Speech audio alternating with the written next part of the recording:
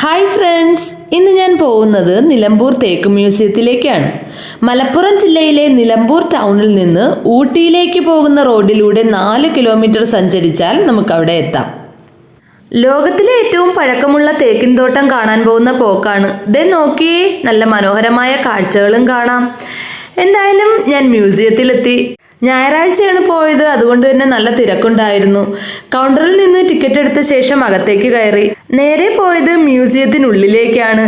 Kerala forest research ഇൻസ്റ്റിറ്റ്യൂട്ടിന്റെ കീഴിലാണ് museum പ്രവർത്തിക്കുന്നത്.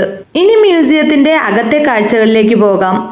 450ലേറെ വർഷം പഴക്കമുള്ള തേക്കിന്റെ ചുവടുഭാഗം, അതുപോലെ 116 വർഷം പഴക്കമുള്ള തേക്കിൻ തടി, ഇവയൊക്കെ നമുക്ക് തേക്ക് മ്യൂസിയത്തിൽ നിന്ന് കാണാൻ കഴിയുന്നതാണ്. തേക്ക് കൊണ്ട് നിർമ്മിച്ച പല വസ്തുക്കളും നമുക്കവിടെ കാണാനായിട്ട് കഴിയും. ഇതൊക്കെ വളരെ കൗതുകത്തോടെയാണ് ഞാൻ നോക്കിക്കണ്ടത്. പ്രകൃതിയെ വളരെയധികം ഇഷ്ടപ്പെടുന്ന ഏതൊരാളും അറിഞ്ഞിരിക്കേണ്ടിയ പല കാഴ്ചകളും ഇവിടെ ഉണ്ട് കേട്ടോ.